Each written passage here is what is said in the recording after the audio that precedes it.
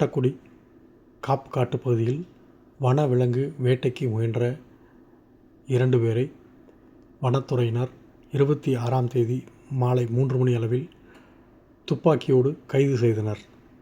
தேனி மாவட்டம் போடி அருகே மேற்கு தொடர்ச்சி மலையடிவாரத்தில் உள்ள கொட்டக்குடி காப்பு காட்டு பகுதியில் ரோந்து பணியில் ரேஞ்சர் நாகராஜன் தலைமையிலான வனத்துறையினர் ஈடுபட்ட போது சந்தேகத்திற்கிடமாக இருவர் பாதுகாக்கப்பட்ட வனப்பகுதியிலிருந்து இருப்பது தெரிய வந்தது.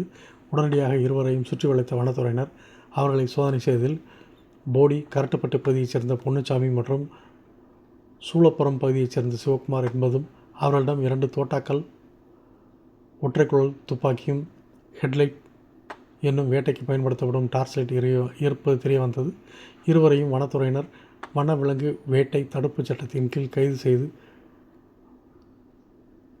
மேலும் அவர்கள் சென்ற இருசக்கர வாகனம் மற்றும் துப்பாக்கி உள்ளிட்ட பொருள்களையும் பறிமுதல் செய்துள்ளனர்.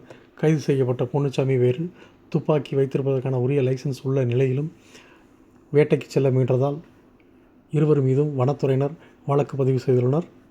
கைது செய்யப்பட்ட இருவரையும் போடி நீதிமன்றத்தில் ஆஜர்படுத்தப்பட்டு சிறையில் அடைத்தனர்.